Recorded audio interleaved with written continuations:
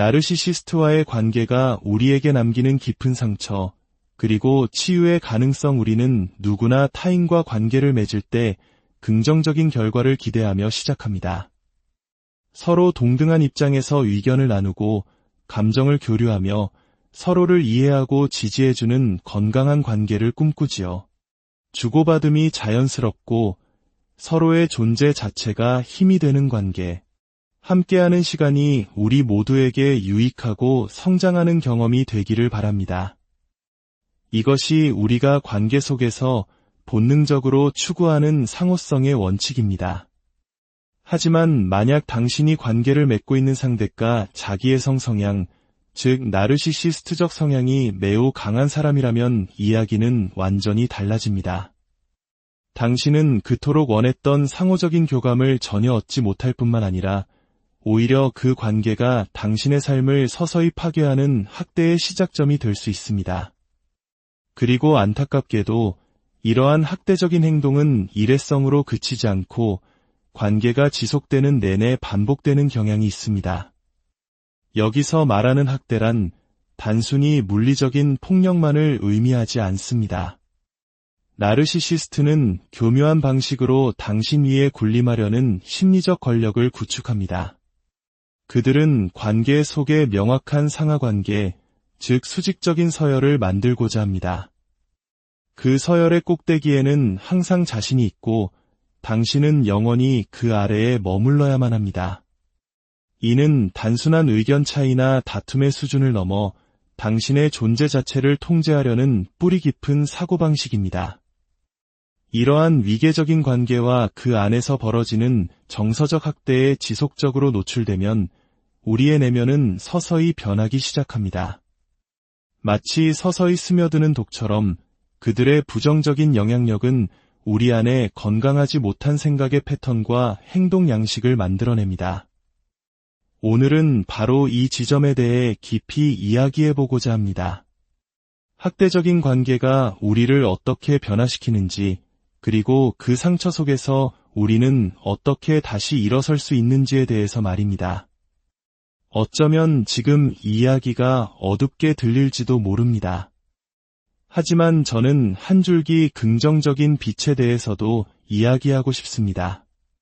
나르시시스트가 우리에게 가져온 변화는 분명 고통스럽고 부정적이지만 바로 그 고통의 끝에서 우리는 중요한 선택을 할 수 있습니다. 건강한 자아를 찾아가는 길 위에서 우리는 이렇게 다짐할 수 있습니다. 그래, 나는 저 사람 때문에 변했어. 하지만 이제부터는 그 상처를 발판 삼아 더 나은 방향으로, 더 단단한 사람으로 변할 거야 라고 말입니다. 이 긍정적인 변화의 가능성에 대해서는 잠시 후에 더 자세히 다루어 보겠습니다. 우선 나르시시스트의 학대적인 행동이 우리의 내면에 어떤 부정적인 흔적을 남기는지 구체적으로 살펴보겠습니다.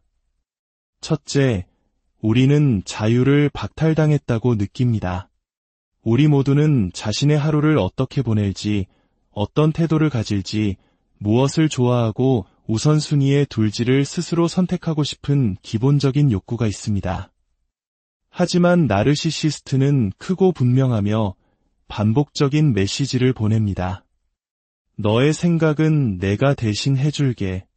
너는 내가 정해준 방식대로만 움직이면 돼. 그들의 세계에서 당신의 자유의지는 존재하지 않으며 당신은 그들의 계획을 위한 도구일 뿐입니다.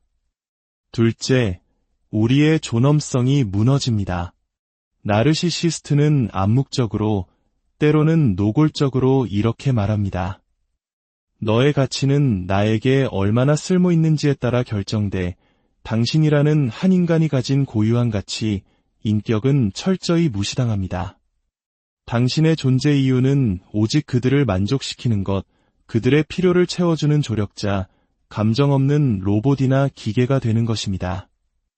이런 취급을 당하다 보면 어느 순간 나는 그저 저 사람의 장기판 위에 놓인 말에 불과한가 하는 깊은 무력감에 빠지게 됩니다. 셋째, 신뢰라는 감정이 뿌리째 흔들립니다. 가장 먼저 자기 자신에 대한 신뢰를 잃게 됩니다. 끊임없는 비난과 의심, 분노에 시달리다 보면 어쩌면 정말로 내가 문제가 있는 사람일지도 몰라라는 생각에 사로잡히게 됩니다. 그리고 더 나아가 타인에 대한 신뢰마저 잃어버립니다. 나를 가장 잘 안다고 생각했던 저 사람조차 나를 이렇게 형편없이 생각하는데 다른 사람들은 오죽할까 하는 불안감이 마음속에 자리 잡아 세상과 자신 사이에 보이지 않는 벽을 쌓게 됩니다. 넷째, 방어기제가 극도로 예민해집니다. 과거의 상처로 인해 신뢰가 무너진 사람들은 아주 작은 비판이나 의견 차이에도 극심한 긴장과 불안을 느낍니다. 마치 온몸에 가시를 세운 고슴도치처럼 누군가 조금만 다른 의견을 내비쳐도 그것을 자신에 대한 공격으로 받아들이고 과민하게 반응하게 됩니다. 이는 과거의 학대로부터 자신을 보호하기 위해 형성된 생존 방식이지만 결국 새로운 건강한 관계를 맺는데 큰 걸림돌이 됩니다. 다섯째, 주도적인 사람이 아닌 반응하는 사람이 됩니다. 나르시시스트와의 관계에 길들여지면 우리는 모든 결정과 행동을 그들의 필터를 통해 거르게 됩니다. 이 행동이 그 사람의 심기를 건드리지는 않을까? 어떻게 해야 그 사람을 기쁘게 할 수 있을까? 항상 상대의 반응을 예측하고 눈치를 살피는 것이 습관이 되어버립니다. 이는 한국 문화에서 눈치를 보는 것과는 차원이 다른 생존을 위한 처절한 몸부림에 가깝습니다. 결국 내 삶의 주도권을 완전히 잃어버린 채 타인의 기분에 따라 끌려다니는 수동적인 존재가 되어버립니다. 여섯째, 그들의 통제에 맞서 우리 자신도 통제적인 사람이 될 수 있습니다. 지배적인 나르시시스트에게 계속 당하다 보면 어느 순간 그들과 똑같은 방식으로 맞서 싸우고 있는 자신을 발견하게 됩니다. 강압적인 말투로 내 주장을 관철시키려 하거나 다른 사람들을 내 뜻대로 조종하려는 모습을 보이기도 합니다. 내 삶에 대한 통제권을 완전히 상실했다고 느낄 때 우리는 다른 곳에서라도 통제력을 되찾으려는 보상 심리가 발동하기 때문입니다. 이외에도 우리는 쉽게 불안과 긴장, 짜증을 느끼게 되고 감정 조절에 어려움을 겪으며 만성적인 분노에 시달릴 수 있습니다. 또한 옳고 그름을 따지고 서로를 비난하는 수치심 게임에 갇혀 문제의 본질을 객관적으로 보지 못하게 되기도 합니다. 심한 경우 중독적인 행동이나 자기 파괴적인 행동으로 이어지기도 하고 타인과의 애착 관계에서 극단적으로 매달리거나 혹은 극도로 차갑고 거리를 두는 불안정한 모습을 보이기도 합니다. 여기까지 듣고 나니 그래, 내 얘기야. 나도 저런 문제들을 겪고 있어. 라고 생각하는 분들이 많을 겁니다. 그렇다면 가장 중요한 질문이 남습니다. 나르시시스트로 인해 내 안에 생긴 이 부정적인 변화들은 영원히 지속되는 걸까요? 결론부터 말씀드리자면 아닐 수 있습니다. 그리고 아니어야만 합니다. 고통스러운 경험이 반드시 부정적인 결과로만 끝나는 것은 아닙니다. 제가 상담했던 40대 중반의 한 남성이 있었습니다. 그는 학대적인 아버지 밑에서 자랐고 그 영향으로 자신과 맞지 않는 매우 통제적이고 냉정한 여성과 결혼했습니다. 결국 그는 이혼이라는 큰 아픔을 겪고 깊은 좌절감에 빠진 채 제 앞에 앉아 있었습니다.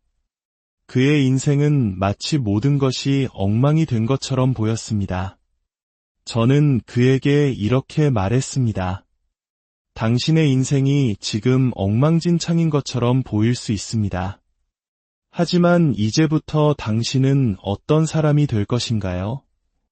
진짜 중요한 고민은 40대를 넘어서야 비로소 시작되는 경우가 많습니다. 당신은 지금까지 살아오면서 충분히 많은 경험을 쌓았습니다. 그 경험들을 바탕으로 앞으로 어디로 나아갈 것인가요? 그렇습니다. 가장 중요한 것은 과거의 경험을 어떻게 해석하고 앞으로 나아가기 위해 어떤 결심을 하느냐에 달려 있습니다. 당신이 겪은 그 지독한 고통은 역설적으로 당신을 더 깊고 지혜로운 사람으로 성장시키는 발판이 될 수 있습니다. 이제 그 어두운 터널을 지나 새로운 나를 만들어가기 위한 몇 가지 다짐을 함께 이야기해 봅시다. 첫째, 나는 나 자신의 독립적인 사고를 존중하고 발전시켜 나갈 것을 다짐합니다. 더 이상 다른 누군가가 내 생각을 대신하게 두지 않을 것입니다. 나는 평생 배우는 사람이 될 것이며 모르는 것이 있다는 사실을 겸허히 인정하고 새로운 지식을 배우는 즐거움을 누릴 것입니다. 타인의 조언은 감사히 받되 그들을 기쁘게 하기 위해 내 생각과 신념을 억지로 바꾸지는 않을 것입니다. 둘째, 나는 나의 고유한 존엄성을 굳건히 지킬 것을 다짐합니다. 그 누구도 나를 깎아내릴 권리는 없습니다. 나는 내 안에 있는 선함과 가치를 스스로 인정하고 지켜나갈 것입니다. 더 나아가 나 자신의 가치를 찾아가는 과정 속에서 다른 사람들 또한 그들의 가치를 발견할 수 있도록 돕는 사람이 될 것입니다. 셋째, 내 안의 감정들을 솔직하고 객관적으로 마주할 것을 다짐합니다. 분노, 두려움, 수치심, 혼란스러움. 이 모든 감정들은 나에게 무언가를 가르쳐주기 위해 존재하는 신호입니다. 나는 이 감정들이 어디서부터 오는지 잠시 멈추어 성찰하고 나를 더 건강하게 성장시키는 방향으로 나아갈 것입니다. 넷째, 나는 타인에게 공감하는 능력을 기를 것을 다짐합니다. 나에게 아픈 과거가 있듯이 다른 사람에게도 그들만의 이야기가 있다는 것을 이해하려 노력할 것입니다. 나와 비슷한 상처를 가진 사람들의 마음에 귀 기울이고 그들의 이야기에 진심으로 공감하는 사람이 될 것입니다. 그리고 마지막으로 나는 사랑과 친절, 인내와 관용의 사람이 될 것을 다짐합니다. 물론 나 자신을 지키기 위한 단호함과 굳건함도 함께 가질 것입니다. 하지만 궁극적으로 나를 정의하는 것은 과거의 상처에서 비롯된 쓴뿌리나 분노가 아닙니다. 바로 사랑입니다. 나르시시스트는 당신에게 상처를 주려고 의도했고 그들이 당신의 삶에 가져온 혼란에 대해 결코 사과하지 않을 것입니다. 하지만 우리는 그들의 의도대로 무너지지 않을 것입니다. 우리는 내면에서 일어나는 변화를 직시하고 이렇게 선언할 것입니다.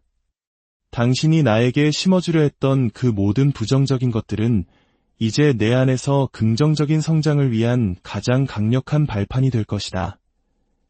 저는 이 말을 진심으로 믿습니다. 당신은 당신 내면의 가장 좋은 모습을 발견하고 성장시켜 나갈 자격이 충분합니다.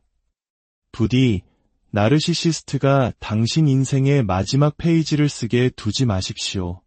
당신의 정체성과 삶의 이야기는 오직 당신만이 쓸 수 있는 고귀한 권리입니다. 건강한 자아를 향한 당신의 여정을 진심으로